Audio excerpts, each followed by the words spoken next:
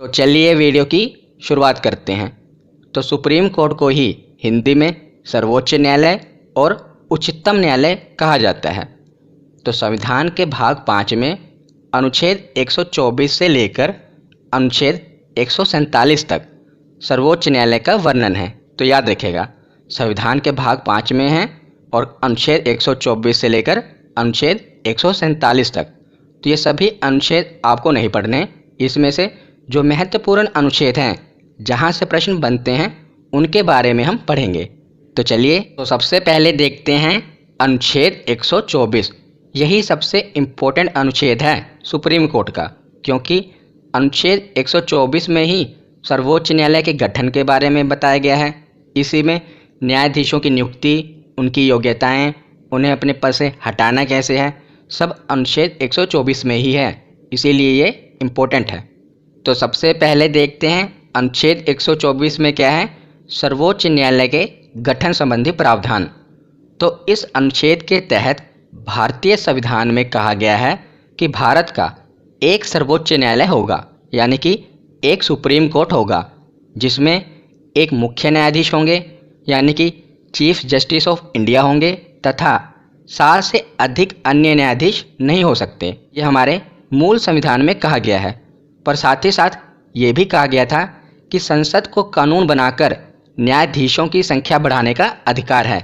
जैसा कि आपने देखा होगा, अब 8 न्यायाधीश नहीं हैं, अब टोटल 34 न्यायाधीश हैं, क्योंकि समय समय पर संसद ने कानून बनाकर न्यायाधीशों की संख्या बढ़ाई है। तो मूल संविधान में क्या कहा गया था, ये इम्पोर्टेंट है। उसमें कहा गया था कि 7 अन्य न्यायाधीश होंगे तथा एक मुख्य न्यायाधीश होंगे, जिसको मिलाकर टोटल 8 न्यायाधीश होंगे। ये मूल संविधान में कहा गया था। पर वर्तमान में देखा जाए तो अभी 34 न्यायाधीश हैं टोटल, जिसमें से 33 अन्य न्यायाधीश हैं और एक मुख्य न्यायाधीश हैं, जिन्हें चीफ जस्टिस ऑफ इंडिया कहा जाता है। तो आगे अब हम देखते हैं न्यायाधीशों का कार्यकाल, यानी कि सुप्रीम कोर्ट के जज का कार्यकाल कितना होता है। तो ये भी अनुच्छेद 124 के अंतर्गत आता है। जब 125 आएगा तो मैं आपको बता दूंगा। तो संविधान ने सर्वोच्च न्यायालय के न्यायाधीश का कार्यकाल तय नहीं किया है। हालांकि इस संबंध में निम्नलिखित 3 प्रावधान किए गए हैं। पहला, कि वह 65 वर्ष की आयु तक पदासीन रह सकता है। यही सबसे इम्पोर्टेंट है और यही एग्जाम में पूछा जाता है कि सुप्रीम कोर्ट के न्यायाधीश कितनी वर्ष की आयु तक अपने पद पर बने रह सकते हैं। तो याद रखिएगा, कितनी वर्ष की आयु, 65 वर्ष की आयु तक सुप्रीम कोर्ट के न्यायाधीश अपने पद पर बने रह सकते हैं। और उसके मामले में किसी प्रश्न के उठने पर संसद द्वारा स्थापित संस्था इसका निर्धारण करेगी। अगर कोई प्रश्न उठेगा तो संसद में ही वो सुलझाया जाएगा। और वह राष्ट्रपति को लिखित त्यागपत्र देकर पद त्याग सकता है, यानी कि जो सुप्रीम कोर्ट के न्यायाधीश हैं, अगर वो चाहें तो 65 वर्ष की आयु से पहले ही त्यागपत्र देकर अपना पद त्याग सकते हैं, तो उनका कार्यकाल पूरा हो जाएगा। और तीसरा प्रावधान है कि संसद की सिफारिश पर राष्ट्रपति द्वारा उसे पद से हटाया जा सकता है। तो संसद की सिफारिश पर न्यायाधीश को उसके पद से हटाया जा सकता है, पर हटाएगा कौन, तो राष्ट्रपति। और इतनी आसानी से नहीं हटाया जा सकता, पहले महाभियोग की प्रक्रिया लगेगी। लोकसभा में पास होगा, राज्यसभा में पास होगा, फिर राष्ट्रपति उसे अपने पद से हटाएंगे। तो याद रखिएगा, महाभियोग की प्रक्रिया लगेगी, इतना आसान नहीं है। तो ये 3 प्रावधान हैं जब न्यायाधीश का कार्यकाल पूरा हो जाएगा। पहला, कि 65 वर्ष की आयु अगर पूरी हो जाएगी तब न्यायाधीश का कार्यकाल खत्म हो जाएगा। दूसरा, अगर वो खुद ही त्यागपत्र दे दें। और तीसरा, जब उनके ऊपर महाभियोग की प्रक्रिया लग जाए, यानी कि संसद की सिफारिश पर राष्ट्रपति उन्हें हटा सकते हैं महाभियोग की प्रक्रिया के द्वारा। तो ये 3 प्रावधान हैं जिसके तहत न्यायाधीश का कार्यकाल खत्म होता है, याद रखिएगा। तो हमने देख लिया, अब हम देखते हैं कि न्यायाधीश बनने की योग्यताएं क्या हैं। तो पहली योग्यता है कि वो भारत के नागरिक हों। क्या है, कि वो भारत के नागरिक हों। और बाकी की जो ये 3 योग्यताएं हैं, अगर इसमें से वो एक भी पूरी करते हैं तो वो न्यायाधीश बनने के योग्य हैं। पहली तो होनी ही चाहिए कि वो भारत के नागरिक हों, और इसमें और है, ये भी और है और ये भी और है, ठीक है। यहाँ पर मैंने लिखा है ना या। तो इन 3 कंडीशन में से अगर वो एक भी फुलफिल करते हैं तो वो न्यायाधीश बनने के योग्य हैं। पहली कंडीशन क्या है, कि वो किसी हाई कोर्ट में कम से कम पिछले 5 वर्षों से न्यायाधीश हों। यानी कि अगर उन्हें सुप्रीम कोर्ट का न्यायाधीश बनना है तो उससे पहले किसी भी हाई कोर्ट में कम से कम 5 वर्षों तक वो जज रह चुके हों, तब वो न्यायाधीश बनने के योग्य हैं सुप्रीम कोर्ट के। और दूसरी कंडीशन क्या है कि किसी हाई कोर्ट में कम से कम 10 वर्षों तक उन्होंने वकालत की हो। या तो वो हाई कोर्ट में 5 वर्षों तक जज रहे हों या किसी भी हाई कोर्ट में कम से कम 10 वर्षों तक वकालत की हो, तब भी वो बन सकते हैं। और तीसरी कंडीशन क्या है कि अगर वो ऊपर वाली 2 कंडीशन फुलफ़िल नहीं कर पाते तो तीसरी कंडीशन है कि राष्ट्रपति की नज़र में वो कानून के अच्छे जानकार हों। पर आज तक ये जो तीसरी कंडीशन है कि राष्ट्रपति की नज़र में कानून का अच्छा जानकार हो, इस प्रावधान के तहत सुप्रीम कोर्ट का कोई भी न्यायाधीश नहीं बना। हरदम जो भी सुप्रीम कोर्ट के न्यायाधीश बनते हैं वो ज़्यादातर ये जो ऊपर वाली 2 कंडीशन हैं इनमें से एक फुलफ़िल करके बनते हैं। तो क्या क्या हो गया, वो भारत के नागरिक हों, ये तो होने ही चाहिए, और बाकी की जो ये 3 प्रावधान हैं इनमें से एक पूरा होना चाहिए। या तो वो हाई कोर्ट में 5 साल तक जज रह चुके हों, या हाई कोर्ट में 10 साल तक वकालत की हो, या राष्ट्रपति की नज़र में कानून के अच्छे जानकार हों। क्योंकि योग्यताओं के बाद अब हम पढ़ते हैं कि न्यायाधीशों की नियुक्ति कैसे होती है। ये इम्पोर्टेंट है। हमने पीछे देख लिया कि उनमें एलिजिबिलिटी क्या होनी चाहिए, अब हम देखते हैं कि उनकी अपॉइंटमेंट कैसे होती है। तो न्यायाधीशों की नियुक्ति राष्ट्रपति के द्वारा की जाती है। बहुत ही इम्पोर्टेंट है। किसके द्वारा की जाती है? तो राष्ट्रपति के द्वारा की जाती है। चाहे नियुक्ति हो तो वो भी राष्ट्रपति के द्वारा की जाती है। अगर वो उन्हें शपथ दिलानी है तो वो भी राष्ट्रपति ही दिलाते हैं। अगर उन्हें अपना कोई त्यागपत्र देना है तो वो भी राष्ट्रपति को ही देते हैं। तो नियुक्ति, शपथ और त्यागपत्र तीनों राष्ट्रपति के द्वारा ही हैं, याद रखिएगा। तो न्यायाधीशों की नियुक्ति राष्ट्रपति के द्वारा की जाती है, पर किसके परामर्श पे की जाती है, किसके सलाह पर की जाती है, यही इम्पोर्टेंट है। तो हो सकता है कि आपने पढ़ा हो कि न्यायाधीशों की नियुक्ति सुप्रीम कोर्ट के मुख्य न्यायाधीश और हाई कोर्ट के मुख्य न्यायाधीश की सलाह पर की जाती हो। पर याद रखेगा, वर्तमान में देखा जाए तो जो न्यायाधीश हैं इनकी नियुक्ति कोलेजियम की सहायता से, यानी कि कोलेजियम की सलाह पर की जाती है। वो मैं भी आपको बताऊंगा। तो देखिए, 1950 से लेकर 1993 तक राष्ट्रपति के द्वारा जो ये नियुक्ति की जाती थी न्यायाधीश की, ये मंत्रिपरिषद के सलाह पर की जाती थी। तो सरकार का डायरेक्ट हस्तक्षेप था हमारी न्यायपालिका पर, तो ये गलत था। तो इसीलिए 1993 से वर्तमान तक अब कैसे की जाती है न्यायाधीशों की नियुक्ति, तो याद रखिएगा, राष्ट्रपति के द्वारा कोलेजियम की सलाह पर न्यायाधीशों की नियुक्ति अब की जाती है। ये कोलेजियम जो शब्द है इसको ध्यान में रखिएगा। अगर आपसे अब पूछा जाए कि न्यायाधीशों की नियुक्ति किसके परामर्श पर की जाती है, तो कोलेजियम के परामर्श पर की जाती है। किसके द्वारा की जाती है? तो राष्ट्रपति के द्वारा की जाती है। तो जो ये कोलेजियम है ये न्यायाधीशों का नाम सजेस्ट करते हैं राष्ट्रपति को, तो राष्ट्रपति उन्हें शपथ ग्रहण करा देते हैं। तो शपथ जो ग्रहण कराते हैं, यानी कि जो नियुक्ति कराते हैं, वो राष्ट्रपति कराते हैं, पर कोलेजियम की परामर्श पर।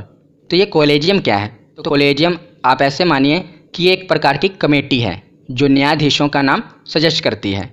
तो इस कमेटी के मेंबर कौन होते हैं? तो एक हमारे मुख्य न्यायाधीश, चीफ जस्टिस ऑफ इंडिया जो वर्तमान में, और बाकी के 4 जो सुप्रीम कोर्ट के अन्य न्यायाधीश होते हैं उनमें से चुने जाते हैं। तो एक मुख्य न्यायाधीश और 4 अन्य न्यायाधीश, टोटल 5 न्यायाधीश होते हैं कोलेजियम में, और यही सुप्रीम कोर्ट के न्यायाधीशों का नाम सजेस्ट करते हैं राष्ट्रपति को। तो याद रखिएगा, 1950 से लेकर 93 तक मंत्रिपरिषद के सलाह पर होता था काम, पर अब वर्तमान में 1993 से लेकर अभी तक कोलेजियम के सलाह पर न्यायाधीशों की नियुक्ति की जाती है। ये इंपॉर्टेंट है, याद रखिएगा। अब हम आगे देखते हैं। तो न्यायाधीशों की नियुक्ति हमने देख ली। अब हम देखते हैं कि चीफ जस्टिस ऑफ इंडिया, यानी कि जो मुख्य न्यायाधीश हैं, इनकी नियुक्ति कैसे होती है। तो 33 न्यायाधीश हैं और एक मुख्य न्यायाधीश हैं। तो जो 33 न्यायाधीश हैं इनकी नियुक्ति कोलेजियम की सलाह पर होती है। बचे एक मुख्य न्यायाधीश, इनकी नियुक्ति कैसे होती है, अब हम वो देखते हैं। तो मुख्य न्यायाधीश की नियुक्ति का उल्लेख संविधान में नहीं है। ये याद रखिएगा कि जो मुख्य न्यायाधीश हैं इनकी नियुक्ति कैसे होगी, इसका उल्लेख संविधान में नहीं है। पर परंपरा क्या चली आ रही है कि जो राष्ट्रपति हैं इनके द्वारा जो सुप्रीम कोर्ट के सबसे वरिष्ठ न्यायाधीश हैं, जो सुप्रीम कोर्ट के सबसे सीनियर न्यायाधीश हैं, उनको मुख्य न्यायाधीश बना दिया जाता है। ये परंपरा चली आ रही है। याद रखिएगा कि जो सुप्रीम कोर्ट के सबसे सीनियर जज हैं उन्हीं को चीफ जस्टिस ऑफ इंडिया बना दिया जाता है। पर इस परंपरा का 2 बार उल्लंघन हुआ है। यानी कि 2 बार ऐसा हुआ है कि जो सीनियर जज हैं उन्हें चीफ जस्टिस ऑफ इंडिया नहीं बनाया गया। तो ये देख लीजिए कि पहले अजीत नाथ रे 1973 में जब इंदिरा गांधी की सरकार थी, इनसे ऊपर 3 सीनियर जज थे पर उन्हें चीफ जस्टिस ऑफ इंडिया नहीं बनाया गया, इन्हें बना दिया गया अजीत नाथ रे को। और दूसरा केस है हमीदुल्ला बेग 1977 में, तो ये भी सीनियर नहीं थे अपने समय में पर इन्हें भी सुप्रीम कोर्ट का मुख्य न्यायाधीश बना दिया गया। तो ये 2 बार परंपरा का उल्लंघन हुआ है, याद रखेगा, अजीत नाथ रे और हमीदुल्ला बेग। और साथ में कुछ इम्पोर्टेंट पॉइंट हैं, ये भी याद रखेगा, पूछे जाते हैं कि सबसे लंबे समय तक मुख्य न्यायाधीश कौन रहे हैं, चीफ जस्टिस ऑफ इंडिया कौन रहे हैं। तो वाई.वी. चंद्रचूड़ ये सबसे लंबे समय तक भारत के मुख्य न्यायाधीश रहे हैं 2696 दिन तक। और सबसे कम समय तक कौन रहे हैं, तो कमल नारायण सिंह मात्र 17 दिन तक ये भारत के मुख्य न्यायाधीश रहे हैं। तो ये दोनों नाम याद रखेगा, सबसे लंबे समय तक चंद्रचूड़ और सबसे कम समय तक नारायण सिंह, याद रखेगा। न्यायाधीशों की योग्यताएं देख ली, उनकी नियुक्ति देख ली, उसके बाद देख लिया कि उनको राष्ट्रपति शपथ दिलाते हैं। अब हम देखते हैं कि न्यायाधीशों को उनके पद से हटाया कैसे जा सकता है, इसे महाभियोग की प्रक्रिया कहते हैं। वो देखते हैं कि न्यायाधीशों को हटाने की प्रक्रिया। तो न्यायाधीशों को 2 ही कंडीशन में उनके पद से हटाया जा सकता है, एक है कदाचार जिसे मिसबिहेवियर कहते हैं और दूसरा है अक्षमता इनकैपेसिटी। तो कदाचार और अक्षमता के आरोप में इन्हें अपने पद से हटाया जा सकता है। तो कदाचार में ही संविधान का उल्लंघन आ जाता है कि अगर वो संविधान को नहीं मानेंगे तो वो भी कदाचार में आ जाता है। तो कदाचार और अक्षमता के आरोप में इन्हें पद से हटाने के लिए प्रस्ताव लाया जाता है, हटा नहीं दिया जाएगा, पहले प्रस्ताव लाया जाएगा। तो क्या क्या प्रक्रिया होती है वो हम देखते हैं।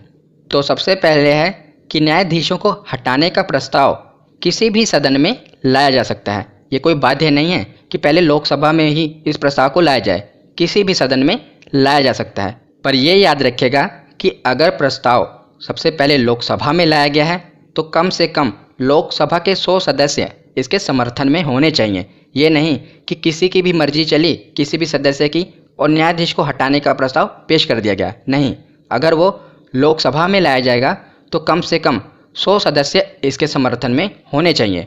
पर अगर यही प्रस्ताव सबसे पहले राज्यसभा में लाया जाए तो कम से कम 50 सदस्यों का समर्थन चाहिए। ये दोनों पॉइंट याद रखिएगा कि अगर प्रस्ताव लोकसभा में लाया गया तो कम से कम 100 सदस्यों का समर्थन, अगर राज्यसभा में लाया जाए तो कम से कम 50 सदस्यों का समर्थन जरूरी है। अगर ये समर्थन भी मिल गया फिर तो समर्थन मिल जाने के बाद संबंधित सदन के अध्यक्ष द्वारा आरोपों की जांच करवाई जाएगी। यानी कि संबंधित सदन का मतलब जहां सबसे पहले ये प्रस्ताव पास किया गया जिस सदन में, उसके अध्यक्ष के द्वारा पहले न्यायाधीश पे जो आरोप लगे हैं उनकी जांच करवाई जाएगी। फिर जांच के बाद संसद में इस पर चर्चा होगी, इस पर बहस होगी। और याद रखेगा, चर्चा होने से कम 14 दिन पहले संबंधित न्यायाधीश को सूचित करना आवश्यक है। ये इम्पोर्टेंट है कि संसद में बहस चले, इससे 14 दिन पहले जिस न्यायाधीश पर आरोप लगे हैं उसको नोटिस दिया जाएगा ताकि वो अपनी बेगुनाही का सबूत दे सके। उसके बाद दोनों सदनों में यदि 2/3 बहुमत से ये पास हो गया कि इस न्यायाधीश को हटाना है, अगर पहले लोकसभा में ये प्रस्ताव गया है तो वहाँ से भी 2/3 बहुमत से पास हो जाए, उसके बाद राज्यसभा में भी 2/3 बहुमत से पास हो जाए, तो उसके बाद इस प्रस्ताव को राष्ट्रपति के पास भेज दिया जाएगा और राष्ट्रपति इस पर हस्ताक्षर कर देंगे। तो उसके बाद जाकर न्यायाधीश को हटाया जाएगा। पर याद रखिएगा, आज तक किसी भी न्यायाधीश को महाभियोग की प्रक्रिया से हटाया नहीं गया क्योंकि बहुत ही जटिल प्रक्रिया है। पहले तो लोकसभा से 2/3 बहुमत से पास हो, उसके बाद राज्यसभा में भी 2/3 बहुमत से पास हो, उसके बाद किसी न्यायाधीश को हटाया जा सकता है। तो इतनी आसान प्रक्रिया नहीं है किसी भी न्यायाधीश को हटाने की। जैसा कि पीछे हमने पूरी प्रक्रिया देख ली और मैंने आपको बताया कि अभी तक सर्वोच्च न्यायालय के किसी भी न्यायाधीश पर महाभियोग लगाकर हटाया नहीं गया है। हाँ, इसकी कोशिश जरूर की गई है पर किसी को हटाया नहीं गया। तो कोशिश की गई है वो भी देख लेते हैं कि सबसे पहले वी रामास्वामी एक जज थे सुप्रीम कोर्ट के। ये एकमात्र न्यायाधीश हैं जिन्हें हटाने के लिए लोकसभा में प्रस्ताव लाया गया, मगर यह प्रस्ताव पारित ही नहीं हो पाया। लोकसभा में लाया तो गया पर प्रस्ताव पारित नहीं हो पाया, तो इन्हें भी हटाया नहीं गया। और दूसरा केस है दीपक मिश्रा। ये भी सुप्रीम कोर्ट के एकमात्र न्यायाधीश हैं जिन्हें हटाने के लिए प्रस्ताव राज्यसभा में लाया गया और वहां भी इसे प्रस्ताव को पारित नहीं किया गया, इसे तो सभापति ने ही खारिज कर दिया। तो दो केस हैं, रामास्वामी को हटाने के लिए लोकसभा में प्रस्ताव लाया गया पर पारित नहीं हो पाया, और दीपक मिश्रा को हटाने के लिए राज्यसभा में प्रस्ताव लाया गया पर राज्यसभा के सभापति ने ही इस प्रस्ताव को खारिज कर दिया। तो ये दोनों नाम याद रखेगा, रामास्वामी और दीपक। तो अनुच्छेद 124 के बाद अब हम आते हैं अनुच्छेद 125 पर। तो इसमें क्या है, न्यायाधीशों के वेतन और भत्ते कि उन्हें वेतन कितना दिया जाता है। तो सर्वोच्च न्यायालय के न्यायाधीशों को भारत की संचित निधि से वेतन दिया जाता है, याद रखेगा। और जब तक यह अपने पद पर रहते हैं इनके वेतन से किसी भी प्रकार की कटौती नहीं की जा सकती। ये संविधान में लिखा है कि जब तक ये अपने पद पर रहते हैं इनके वेतन से किसी भी प्रकार की कटौती नहीं की जा सकती। हाँ, बढ़ाया जा सकता है पर कटौती नहीं की जा सकती। तो इन्हें वेतन मिलता कितना है ये देख लेते हैं। तो हमने पीछे देखा था कितने टोटल न्यायाधीश हैं सुप्रीम कोर्ट में, तो 33 अन्य न्यायाधीश और एक मुख्य न्यायाधीश।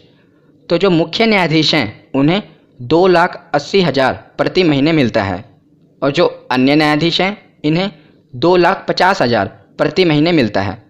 तो मुख्य न्यायाधीश को 2,80,000 और जो अन्य न्यायाधीश हैं 33 न्यायाधीश हैं उन्हें 2.5 लाख, याद रखेगा। तो आगे देखते हैं अनुच्छेद 126। इसमें क्या कहा गया है कि कार्यकारी मुख्य न्यायाधीश की नियुक्ति। मान लीजिए कि मुख्य न्यायाधीश का पद रिक्त है, किसी भी कारण वजह से वो बीमार पड़ गए हैं या कहीं पर छुट्टी पर गए हैं, तो उनकी जगह पर कार्यकारी मुख्य न्यायाधीश की नियुक्ति की जाती है। तो मुख्य न्यायाधीश का पद रिक्त होने पर राष्ट्रपति सर्वोच्च न्यायालय के किसी भी न्यायाधीश को कार्यवाहक मुख्य न्यायाधीश नियुक्त कर सकते हैं अस्थायी तौर पर, याद रखिएगा।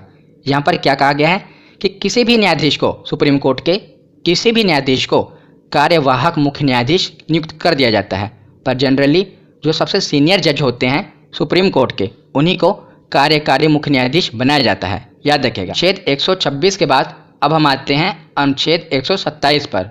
इसमें क्या है, तदर्थ न्यायाधीश की नियुक्ति, जिसे इंग्लिश में कहते हैं एडहोक जज। तो 126 में हमने देखा कि जो मुख्य न्यायाधीश हैं अगर इनका पद अस्थायी तौर पर रिक्त होगा तो उसकी जगह पर कार्यवाहक मुख्य न्यायाधीश बनाए जाएंगे, पर जो बाकी के 33 न्यायाधीश हैं अगर उनका पद अस्थायी तौर पर रिक्त होगा तो उसकी जगह पर किसकी नियुक्ति की जाएगी वो इसमें बताया गया है। तो पहले मैं आपको बता देता हूँ कि इसमें लिखा क्या है, उसके बाद आसान शब्दों में समझा दूंगा। तो गणपूर्ति नहीं होने की स्थिति में भारत का मुख्य न्यायाधीश एक अस्थायी अवधि के लिए सर्वोच्च न्यायालय के तदर्थ न्यायाधीश के रूप में किसी उच्च न्यायालय की न्यायाधीश की नियुक्ति कर सकता है और वह संबंधित उच्च न्यायालय के मुख्य न्यायाधीश के साथ परामर्श और राष्ट्रपति की पूर्ण सहमति के बाद ही ऐसा कर सकता है। तो इसमें क्या कहा गया है मैं आपको समझाता हूँ।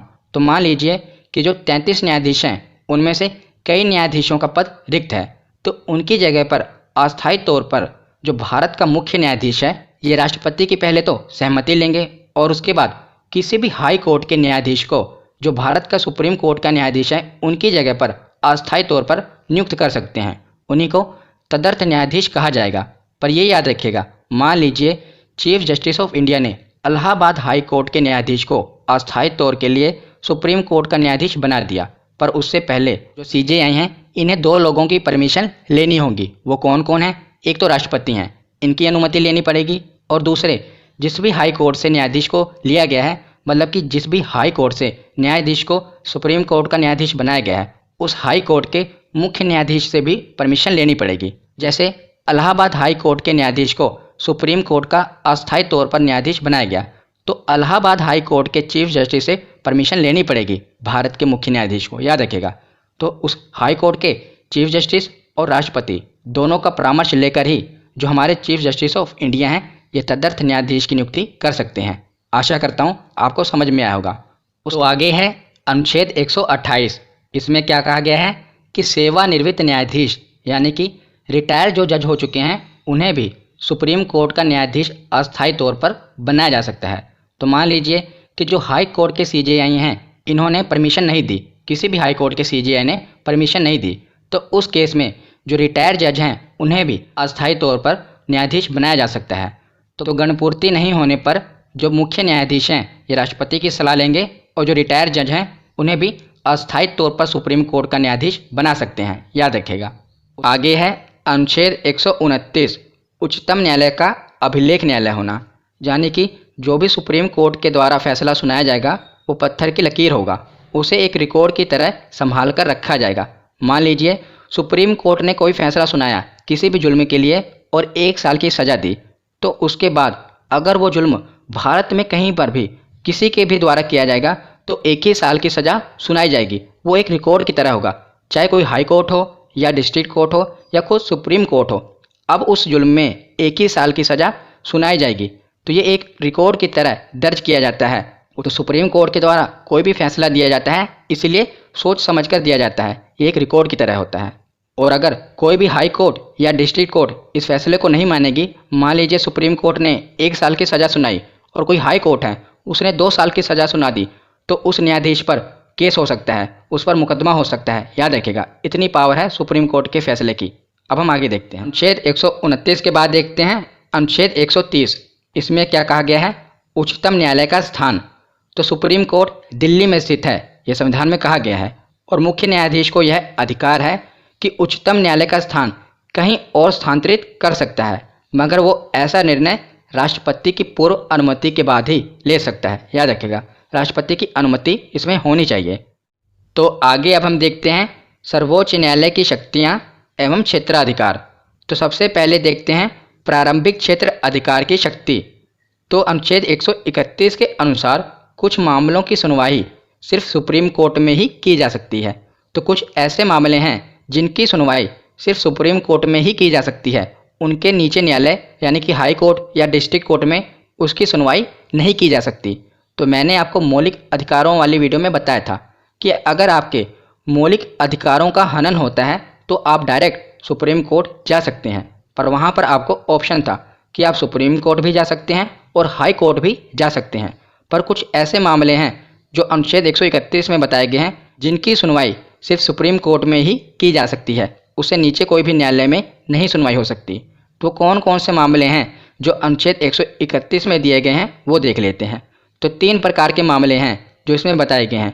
पहला, अगर किसी राज्य का दूसरे राज्य से विवाद हो जाए, मान लीजिए पंजाब का और हरियाणा का आपस में विवाद हो जाए तो वो मामला डायरेक्ट सुप्रीम कोर्ट में जाएगा। दूसरा, अगर सेंटर का स्टेट के साथ विवाद हो जाए, यानी कि केंद्र सरकार का केंद्र का राज्य के साथ विवाद हो जाए तो वो मामला भी सुप्रीम कोर्ट में जाएगा। और तीसरा केस है जब केंद्र और कुछ राज्य आपस में गुट बना लें और जो अन्य राज्य हैं ये आपस में गुट बना लें और उनके बीच में विवाद हो जाए। जैसा मैं आपको बताता हूँ एग्जाम्पल की सहायता से। तो अभी केंद्र में किसकी सरकार है, तो बीजेपी की। मान लीजिए बीजेपी कोई कानून लेकर आई तो जो बीजेपी शासित राज्य हैं वो तो उसे मान लेंगे, वो तो सेंटर के साथ आ जाएंगे, पर बाकी के जो राज्य हैं जहाँ पर बीजेपी का शासन नहीं है वो राज्य अलग हो जाएंगे। तो इसी प्रकार केंद्र और राज्य जब एक गुट बना लें और बाकी के राज्य अलग हो जाएं और इनके बीच कोई विवाद हो जाए तो वो भी सुप्रीम कोर्ट में ही मामला जाएगा, याद रखिएगा। तो ये तीनों कंडीशन याद रखिएगा। अब हम आगे देखते हैं अपीलीय अधिकार। तो अनुच्छेद 132 के अंतर्गत देश का सबसे बड़ा अपीलीय न्यायालय सर्वोच्च न्यायालय है। आप सर्वोच्च न्यायालय जा सकते हैं और वहाँ पर अपील कर सकते हैं, पर पहले आपको डिस्ट्रिक्ट कोर्ट में जाना पड़ेगा, उसके बाद हाई कोर्ट और उसके बाद सुप्रीम कोर्ट आप जा सकते हैं। इससे भारत के सभी उच्च न्यायालय के निर्णयों के विरुद्ध अपील सुनने का अधिकार है। मान लीजिए हाई कोर्ट ने आपको दोषी साबित कर दिया, पर अगर आपको सुप्रीम कोर्ट निर्दोष साबित कर देता है तो सभी न्यायालयों को इसको मानना पड़ेगा। और इसके अंतर्गत 3 प्रकरण आते हैं। कोई संवैधानिक मामला हो तब भी आप सुप्रीम कोर्ट में अपील कर सकते हैं, कोई दीवानी मामला हो यानी कि पैसे से संबंधित हो, संपत्ति से संबंधित हो, तब भी आप सुप्रीम कोर्ट में अपील कर सकते हैं, कोई फौजदारी मामला हो यानी कि मारपीट झगड़ा इससे संबंधित कोई मामला हो तब भी आप सुप्रीम कोर्ट में अपील कर सकते हैं। तो सुप्रीम कोर्ट को अपीलीय अधिकार है, यानी कि आप सुप्रीम कोर्ट में कोई भी अपील कर सकते हैं किसी भी न्यायालय के विरुद्ध, याद रखिएगा। तो आगे देखते हैं पुनर्विचार संबंधित क्षेत्राधिकार, अनुच्छेद 137। तो बाकी के जो अनुच्छेद हैं वो इतने इंपॉर्टेंट नहीं हैं, जैसे कि 133 में क्या है दीवानी मुकदमे, 134 में क्या है फौजदारी मुकदमे। तो ये आपको इतना पढ़ने नहीं है, जो इम्पोर्टेंट है जो एग्जाम में पूछे जाएंगे मैं आपको वही बता रहा हूँ। अनुच्छेद 137 के अनुसार सर्वोच्च न्यायालय को यह अधिकार प्राप्त है कि वह समय द्वारा दिए गए आदेशों या निर्णयों पर पुनर्विचार कर सकता है तथा यदि उचित समझे तो उसमें परिवर्तन भी कर सकता है। तो सुप्रीम कोर्ट को यह अधिकार है कि मान लीजिए उसने कोई फैसला सुना दिया तो वह अपने फैसले को बदल सकता है, उस पर पुनर्विचार कर सकता है। ये अनुच्छेद 137 में कहा गया है। याद आगे अब हम देखते हैं रिट अधिकारिता। तो रिट क्या होती है ये मैंने आपको मौलिक अधिकारों वाली वीडियो में विस्तार से बताया था। वहाँ पर मैंने आपको उदाहरण लेकर समझाया था कि सुप्रीम कोर्ट 5 प्रकार के रिट जारी करता है। अगर आपने वो वीडियो नहीं देखी तो ज़रूर देख लेना, मौलिक अधिकारों वाली वीडियो, वहाँ पर मैंने समझाया हुआ है। तो वहाँ पर मैंने आपको बताया था कि अगर आपके मौलिक अधिकारों का हनन होता है तो आप सुप्रीम कोर्ट जा सकते हैं और सुप्रीम कोर्ट इसके खिलाफ रिट जारी कर सकता है। तो वहाँ पर आप देख लेना। तो हम देखते हैं कि अनुच्छेद 139 के अनुसार संसद सुप्रीम कोर्ट को मौलिक अधिकारों के अलावा भी अन्य मामलों में रिट जारी करने का अधिकार प्रदान कर सकती है। तो हमने पढ़ा था कि अगर मौलिक अधिकारों का हनन होता है तो सुप्रीम कोर्ट रिट जारी कर सकता है, पर मौलिक अधिकारों के अलावा भी अगर संसद कोई कानून बना दे तो उस केस में भी सुप्रीम कोर्ट रिट जारी कर सकता है। ये इसमें कहा गया है, याद रखिएगा। और मौलिक अधिकार वाली वीडियो जरूर देख लेना, वहाँ पर मैंने सभी रिट बताए हुए हैं। उसके बाद देखते हैं सलाहकार क्षेत्राधिकार। ये बहुत ही इंपॉर्टेंट है, याद रखिएगा। इसमें क्या कहा गया है तो अनुच्छेद 143 के अनुसार राष्ट्रपति संवैधानिक मामलों में सुप्रीम कोर्ट से परामर्श ले सकते हैं, सुप्रीम कोर्ट से सलाह ले सकते हैं राष्ट्रपति। ये इसमें कहा गया है, बहुत ही इंपॉर्टेंट है, याद रखिएगा। पर जो सुप्रीम कोर्ट के द्वारा सलाह दी जाएगी इसको मानने के लिए राष्ट्रपति बाध्य नहीं है, वो चाहे तो माने चाहे तो ना माने। पर अनुच्छेद 143 उन्हें ये पावर देता है कि वो सुप्रीम कोर्ट से परामर्श ले सकते हैं, पर उसको मानने के लिए वो बाध्य नहीं है। तो आगे हम कुछ महत्वपूर्ण तथ्य देख लेते हैं। तो भारत के किस मुख्य न्यायाधीश ने राष्ट्रपति के रूप में भी काम किया है? तो कौन से ऐसे न्यायाधीश हैं जो मुख्य न्यायाधीश भी रह चुके हैं और कार्यवाहक राष्ट्रपति भी बन चुके हैं? तो इनका नाम है मोहम्मद हिदायतुल्लाह। याद रखिएगा, क्या नाम है? मोहम्मद हिदायतुल्लाह। ये मुख्य न्यायाधीश भी रह चुके हैं और भारत के राष्ट्रपति भी रह चुके हैं। उसके बाद देखते हैं सुप्रीम कोर्ट की सबसे पहली महिला न्यायाधीश कौन थी? तो भारत में सुप्रीम कोर्ट की सबसे पहली महिला जज कौन बनी थी? यह है फातिमा बीबी। इनका नाम भी इम्पोर्टेंट है, याद रखिएगा। और याद रखिएगा कि आज तक भारत की कोई भी महिला मुख्य न्यायाधीश नहीं बनी है, यानी कि भारत में कोई भी महिला चीफ जस्टिस ऑफ इंडिया नहीं बनी। पर ये जो फातिमा बीबी हैं ये भारत की सबसे पहली सुप्रीम कोर्ट की महिला न्यायाधीश बनी थी, इसीलिए इम्पोर्टेंट है, याद रखेगा। SB सरोज कुमार सब्सक्राइब कीजिए, इस चैनल को तथा लाइक कीजिए।